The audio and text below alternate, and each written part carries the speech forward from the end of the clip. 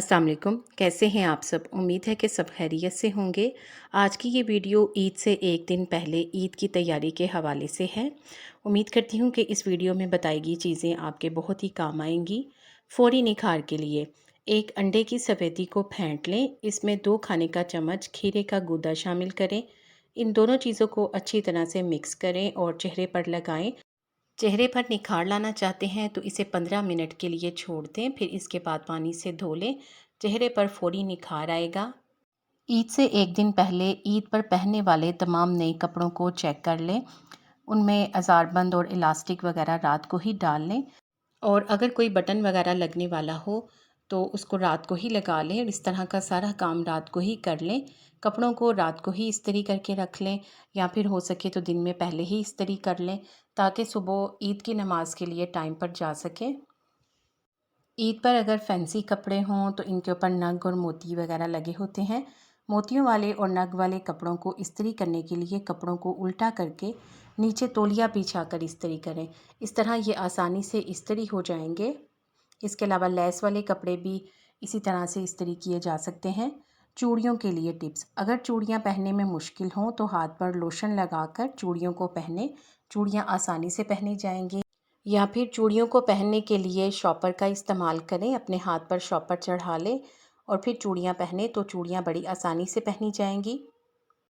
आजकल लड़कियां मेहंदी लगाने के लिए पार्लर्स का रुख करती हैं। अगर पार्लर जाना आसान ना हो या फिर आप ना जाना चाहें और घर पर ही मेहंदी लगाना चाहें, तो जिस डिज़ाइन को आप हाथ पर लगाना चाहती हैं इसको पहले सादा कागज़ पर बनाएं और फिर वही डिज़ाइन हाथ पर बनाने की कोशिश करें। कोन को हमेशा पेंसिल की तरह पकड़ें। जिस तरह पेंसिल पकड़ते हैं वैसे कोन को पकड़ें। और जब मेहंदी सूख जाए तो इसका रंग तेज़ करने के लिए चीनी के शीरे में नींबू का रस मिलाएं और इसे रुई की मदद से हाथों पर, यानी जहाँ पर मेहंदी लगी है वहाँ पर लगाएं। मेहंदी का रंग बहुत तेज़ आएगा।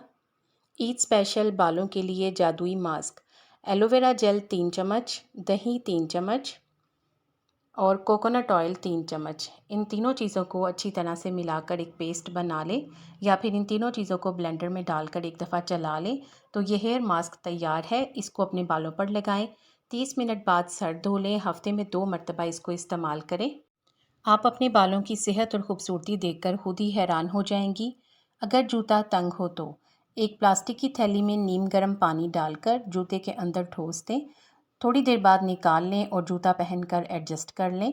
नेल पॉलिश रिमूव करने के लिए अगर आपने नेल पॉलिश लगाई हुई है और आपको ईद की नमाज़ पढ़नी है तो नेल पॉलिश रिमूवर ना हो तो सैनिटाइज़र हर घर में मौजूद होता है। रुई की मदद से सैनिटाइज़र को नाखूनों पर मलें। नेल पॉलिश बआसानी साफ़ हो जाएगी। घरेलू वैक्स बनाने का तरीका: पार्लर में आजकल बहुत रश होने की वजह से बाज़ ख़वातीन पार्लर से वैक्स करवाने से कतराती हैं, तो घर पर भी वैक्स तैयार की जा सकती है। इसके लिए ब्राउन शुगर आधा किलो ले लें। आप इसकी क्वांटिटी को कम भी कर सकते हैं। पानी 1 गिलास, ग्लिसरीन 2 चाय का चम्मच और टाटरी या फिर लीमू का रस 1.5 चाय का चम्मच। अगर आप ब्राउन शुगर कम इस्तेमाल कर रहे हैं तो फिर उस लिहाज से चीज़ों की मिकदार को भी कम कर लें। पानी में टाटरी डालकर उबाल लें। जब पानी आधा रह जाए तो इसमें ग्लिसरीन डालें और ब्राउन शुगर शामिल करके हल होने तक पकाएं। इसके इस्तेमाल से जिस्म से गैर ज़रूरी बाल भी ख़त्म होंगे और इसके साथ साथ जिल्द भी चमकदार हो जाएगी। अचानक चेहरे पर दाना निकल आए तो मुल्तानी मिट्टी में थोड़ा सा नींबू का रस मिलाएं और दानों पर लगाएं। 30 मिनट के बाद धो लें और बर्फ़ का क्यूब लेकर दाने पर रगड़ें, लेकिन इसे डायरेक्ट ना रगड़ें बल्कि बर्फ़ के क्यूब को कपड़े में लपेट कर रगड़ें तो दाने फ़ौरन गायब हो जाएंगे।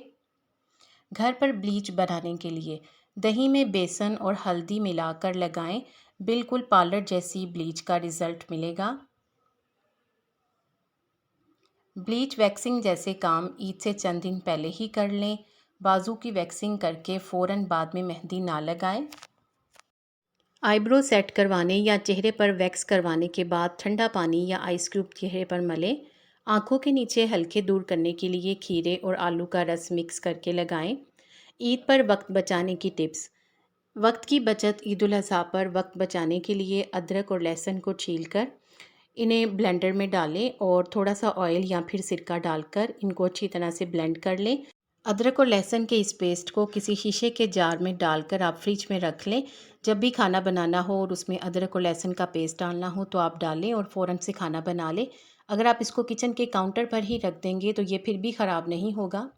प्याज को ब्राउन कर लें और इन्हें किसी ज़िप-लॉक बैग में या हवाबंद जार में डालकर फ्रीज़ कर लें। खाना पकाने में बहुत आसानी होगी। टमाटर को ब्लेंडर में डालकर ब्लेंड कर लें और इन्हें आइस क्यूब ट्रे में जमा लें। या फिर आप इस तरह भी कर सकते हैं कि इनका पेस्ट बनाने के बाद किसी शीशे की बोतल में डालकर आप इनको फ्रिज में भी रख सकते हैं। जब भी आपने टमाटर इस्तेमाल करना हो तो एक आइस क्यूब निकालें और इसको खाने में डाल लें। नींबू का रस निचोड़ लें और इन्हें आइस क्यूब ट्रे में डालकर फ्रीज़ कर लें। अब चाहे आपको नींबू पानी बनाना हो या फिर आपको खाने में नींबू का इस्तेमाल करना हो तो आप आसानी से इनका इस्तेमाल कर सकती हैं। अब मैं आपके साथ कुछ मेहंदी के डिज़ाइन शेयर कर रही हूँ। अगर ये आपको अच्छे लगें तो आप इनका स्क्रीनशॉट ले लें। आपने ईद की तैयारी किस हद तक कर ली है कमेंट सेक्शन में बताएंगे तो मुझे बहुत खुशी होगी। वीडियो को लाइक करके शेयर कर दें ताकि इससे दूसरों को भी फ़ायदा पहुंचे। उम्मीद करती हूं कि आपने चैनल को सब्सक्राइब कर दिया होगा। अगर अभी तक नहीं किया तो जल्दी से सब्सक्राइब करके बेल आइकॉन ज़रूर प्रेस कर दें ताकि आपको इस तरह की वीडियोस टाइम पर मिले। आप सबका बेहद शुक्रिया।